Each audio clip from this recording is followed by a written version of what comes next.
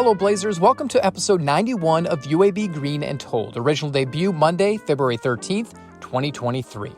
Through our podcast, we are able to share stories from members of the UAB community. We invite you to listen into previous episodes. You can check them out at alumni.uab.edu/greenandtold, on Spotify, or the Apple Podcast app. And while there, leave a written review so more alums can find us. I'm Greg Berry, a UAB alum and Director of Communications in the Office of Alumni Affairs. When it comes to courtship, there are many obstacles that may need to be tackled. For some, distance can stand in the way. The long-distance relationship I had with my wife before we got married is nothing compared to today's guests. While 4 hours, a couple hundred miles, and a few dozen cities and towns separated us, Caleb and Maria Hopkins often had more than 4,700 miles, an ocean, and a flight between them. I was just absolutely awestruck. And she's beautiful from a foreign country. She was great. Maria traveled far as a foreign exchange student from Stockholm, Sweden, arriving with a fascination to learn more about America and the Yellowhammer State itself. I didn't know a whole lot about Alabama other than what I have seen in movies and things like that. Spoiler alert, this is a love story, one that saw Caleb and Maria following each other across the Atlantic several times to make a life together. And that life led to both finding success through UAB. There's no way. If I hadn't met her, I wouldn't be sitting here having this conversation with you.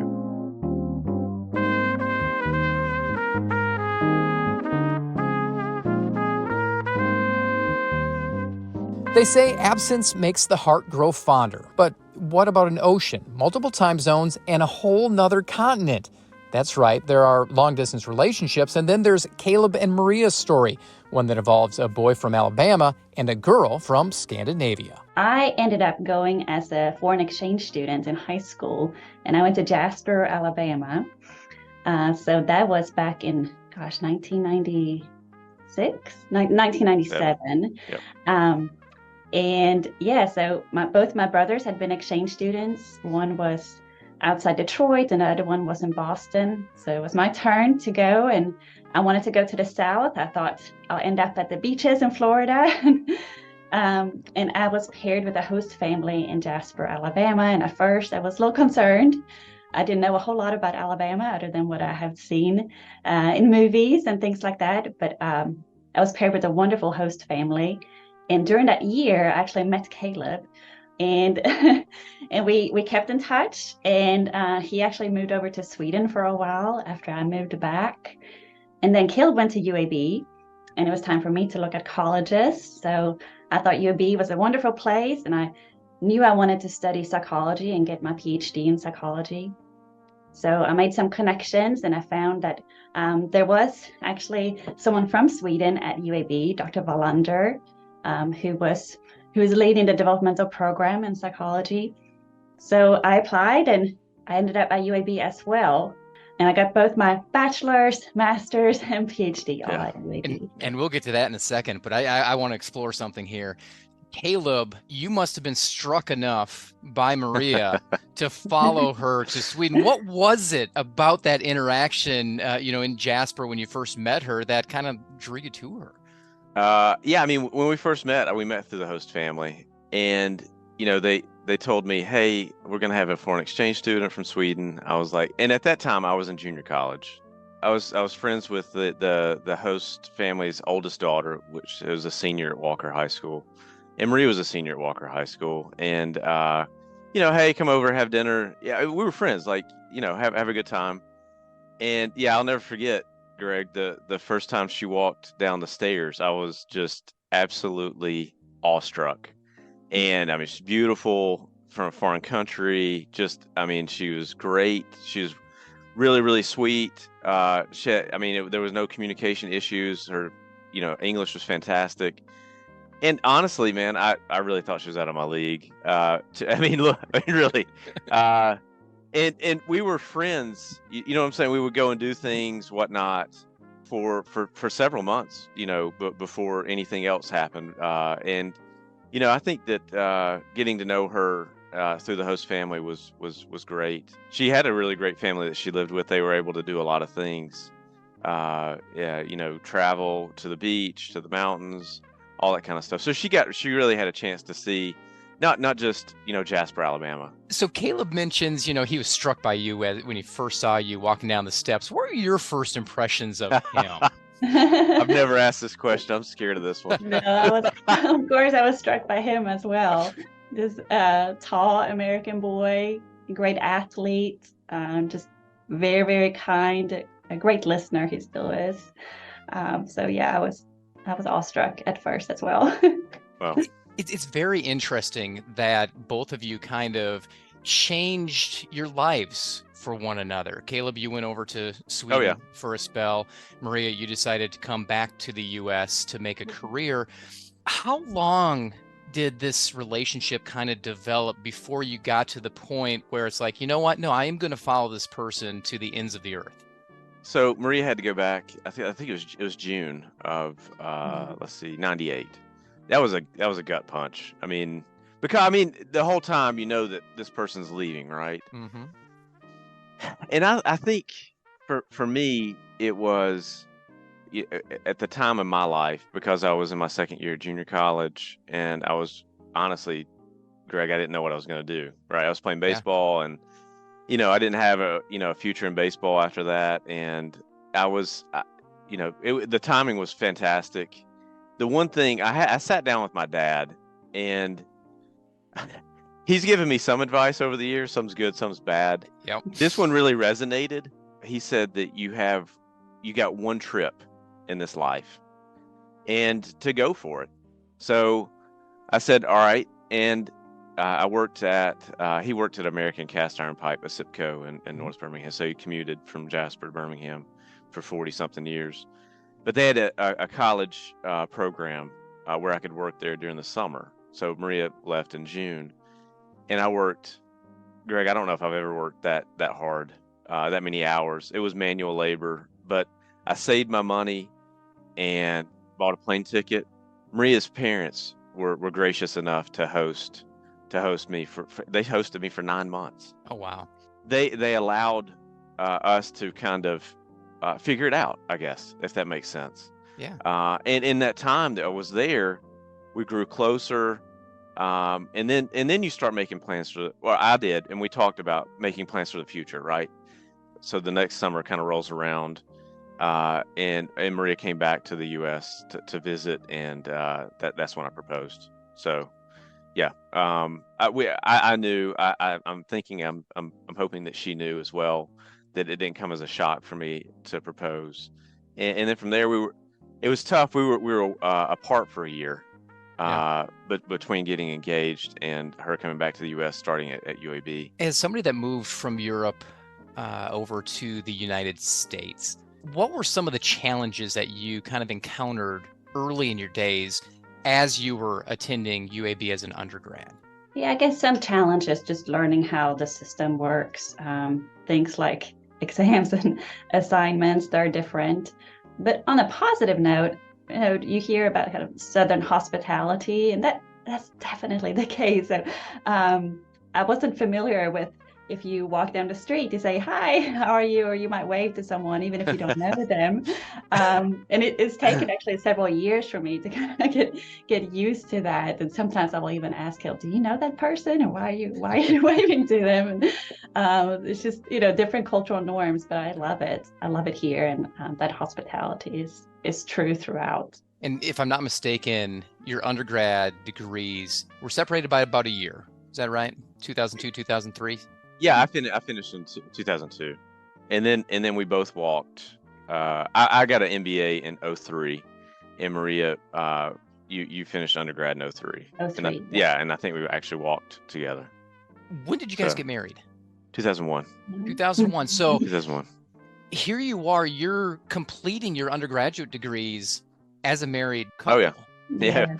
Non-traditional.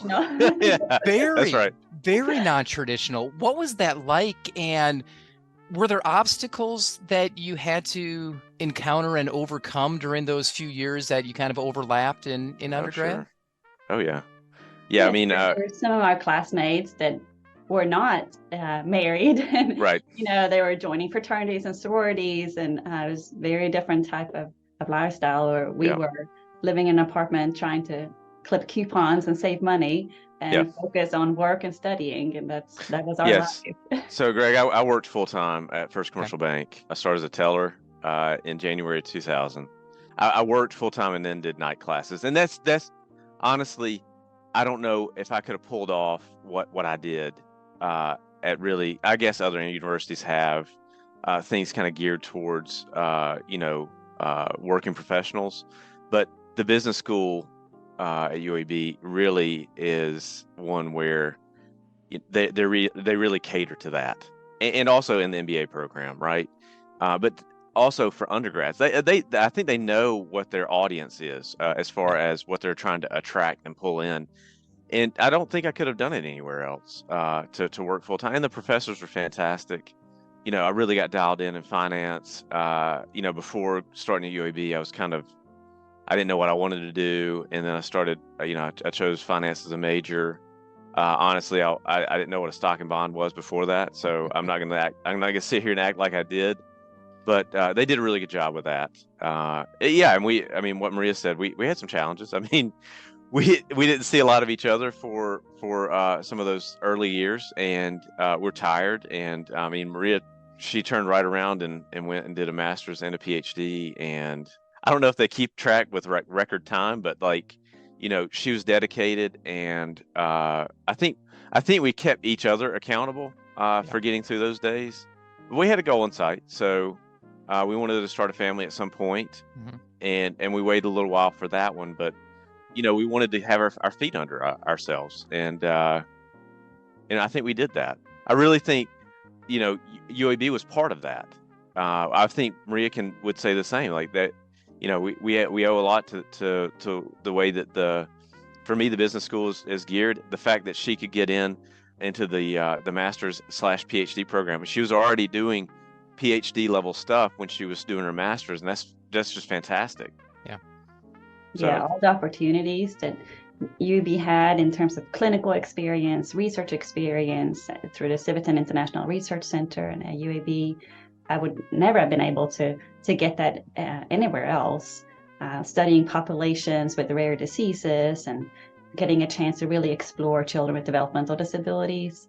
So that was one of the biggest reasons too why I picked UAB. Not just that Caleb was going here, but that was a huge factor as well. Maria, you guys had an experience that most people don't get. A lot of people, they're engaged, they walk across the stage, they get to share that moment. What was it like being a married couple and being able to celebrate that achievement on the same day? No, it was wonderful, right? Oh, yeah. And I was not able to have my family here. They were not, all of them were not able to fly to the United States, but it was great. I mean, it was such a wonderful day for sure, a big day of celebration. Now, obviously, having your husband, wife, attending UAB, being in Birmingham helped keep you in Birmingham, but both of you decided to get advanced degrees at UAB. Why did you choose to ultimately stay in Birmingham and continue that educational endeavor at UAB? For me, it's just the university itself, with all the opportunities that I was able to have here as a student and as a faculty member, being able to share that with students nowadays. Just the way that UAB has grown and the impact it has on the community is amazing. It's been amazing to see the change since when I first started here to today. Oh, yeah. Can't wait to see, what it's going to be like 10, 20 years from now. That's right. For me, it was somewhat a little bit of convenience to go and get the MBA, but at my job, they helped with all of my undergraduate tuition. If I made an A, I got 100% tuition paid for. Oh, wow. And then I turned right back around and went to MBA, and they paid for the whole thing. So I had an incentive to do that. I'm proud that I went through that, because the coursework was different from undergrad to MBA, even though it was a finance concentration. But I had a chance to get more involved with the faculty. I thought it was great. And we're we're Blazers, man. I mean, we bleed green and gold. So this is a drastically different campus, completely different feel from what it used to be. I think right when we were finishing, that's when the campus rec center was constructed, and then from there you've just had more and more things upgraded, buildings. The business school has moved. It's fantastic. Maria's in the psychology department. They're going to be having a new building built. Since you've been in Birmingham now, 20 plus years, how have you seen the college kind of grow? And you have a unique perspective because you've been within the university as well as faculty. Mm-hmm. Yeah, I mean, certainly it has grown in terms of size and buildings, people, but I think also it has grown in terms of the impact that it's had on Birmingham and on Alabama and just throughout the nation. I mean, we see not just these new incoming students, they're coming not just from the Birmingham area, but we're seeing students from all different states. And it's great to see that they are picking UAB, and they could have picked many other universities, but they are picking UAB because of the experiences that they're able to get here. With the medical school, with research opportunities, with these new innovative programs that we've created at UAB. So it's really exciting to see that our population is changing too. I love that we're able to get students from the Birmingham area, but it's also great to get all these other students with different perspectives and different backgrounds, and even a lot of international students that we've seen recently. And they really bring what makes UAB so unique with our diversity, with all these different perspectives coming together in this nice melting pot here in Birmingham. Because of what you did as an undergrad, you came over as an international student. Do you find yourself gravitating towards students today from outside the U.S.? I don't know if I necessarily gravitate towards students from other countries, but I certainly want to share my experiences with students, even if they're from here, from Birmingham. I'm actually leading a study abroad trip to Stockholm, Sweden in June of this year, and I'm so excited to bring UAB students with me for a chance for them to explore my hometown of Stockholm. And we're looking at sort of cross-cultural perspectives when it comes to how we view child development and view parenting. So I'm really excited to be able to share that with our UAB students as well. Where'd the interest come from with the background of your research? Why did you choose that? So my grandmother suffered from polio back in the day, and she was in a wheelchair.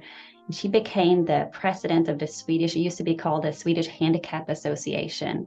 And I would often go with her to her meetings, and in the summer, they would have summer camps for individuals with various disabilities. And I worked in one of the summer camps for kids with disabilities. So I knew early on that I wanted to do something for individuals with disabilities. So I started looking at psychology, and in fact, my grandmother, she was also a counselor. And even though she was limited in her ability to move, but she would oftentimes have these late night phone calls where she would work sort of like the crisis line, and someone would call in and needed assistance. And sometimes I would listen in to what she was saying. I thought it was so interesting that she was able to talk through these issues with individuals who were calling in. So that was early on. I always knew that I wanted to do something within psychology or individuals with disabilities. And I always loved teaching as well. I would line up my toys and sort of teach my teddy bears various things. And then once I started at UAB, I thought, well, that would be perfect. I could do all those things. Or I could be a professor, and I'll be able to teach. I'll be able to work with individuals with disabilities. I could do research. So I can combine all those things into this one position. So I love it. And I sort of always knew that this is something that I wanted to do. Caleb, you mentioned that you kind of started as a blue collar, working hard just to make money so you can go over to Stockholm and spend time with Maria, but then you wound up in the banking field and ultimately wealth management. What led you into wealth management, and how did UAB help get you there?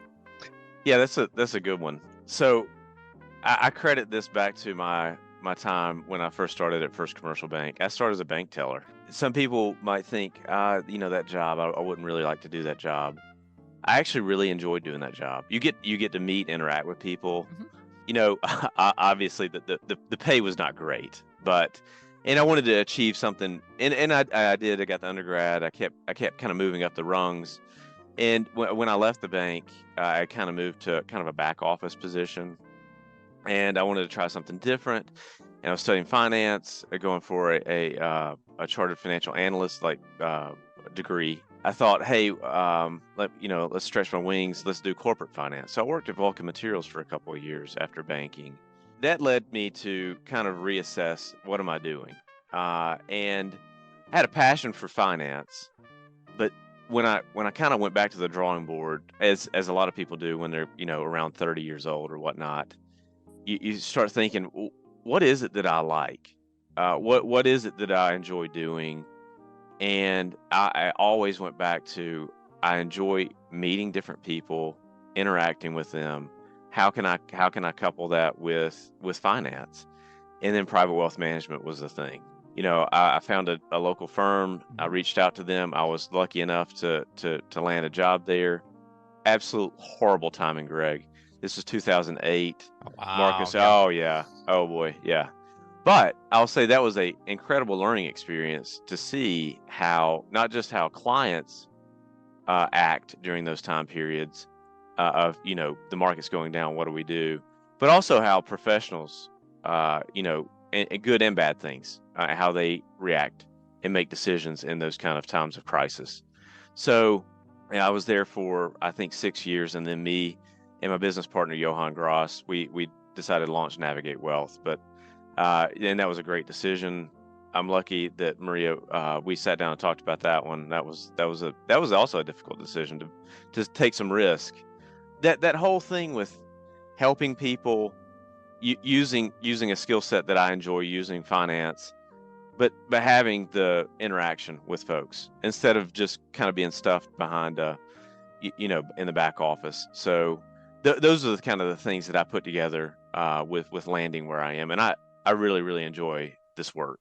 With a tween and a teen in your household, are they diehard Blazers like you guys are as well? And they're already thinking of, oh man, down the road in a few years, this is where I'm going to end up? They both talked about going to UAB. Yeah, they have. Yeah. One wants to study dentistry, and the other one is not sure yet. But I sure hope that they will go to UAB, and that's what they're thinking right now. They're the ones, when it's team day or whatever, they're the ones that are out there wearing green. That's right. Everybody else has the Auburn or Alabama stuff on, maybe some other random school, and they haven't shied away from that. They know what has buttered our bread, so to speak, and where mom works, and that we both went there, and I think they can feel the passion that we have for it.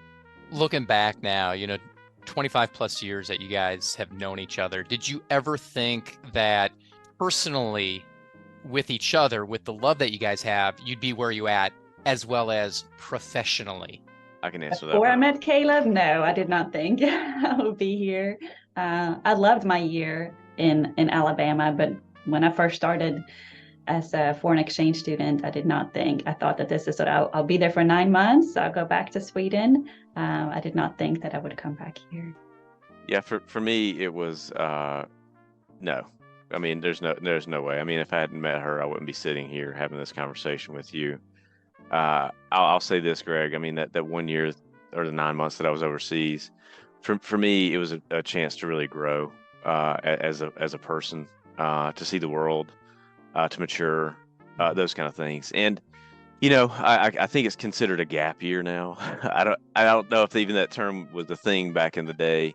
My parents weren't that stoked about it, because they were like, well, if you drop out now, are you going to come back? And I just had to tell them that you got to trust me. But yeah, I needed that, and I think some kids do need that, because at that point in my life, I didn't know what I wanted to do, and instead of kind of floundering, I came back to school when I started at UAB, and I was ready to go.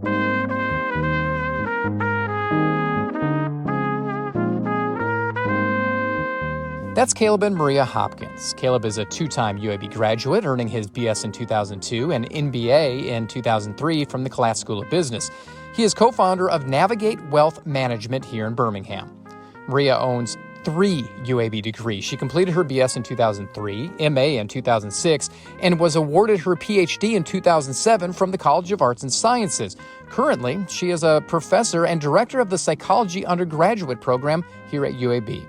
With 5 combined degrees, this duo definitely has a great idea of what it means to be a Blazer. I feel like it's the cohesion with the community. I felt now more than any time, like UAB, and I know it's in our name, right, Birmingham, but that is really, I mean, we're interlocked. We've grown. The city has grown. The resurgence that's happening downtown with UAB, with the community around there. I mean, look at the population density. I mean, none of that existed. There wasn't a Publix. There wasn't a grocery store downtown.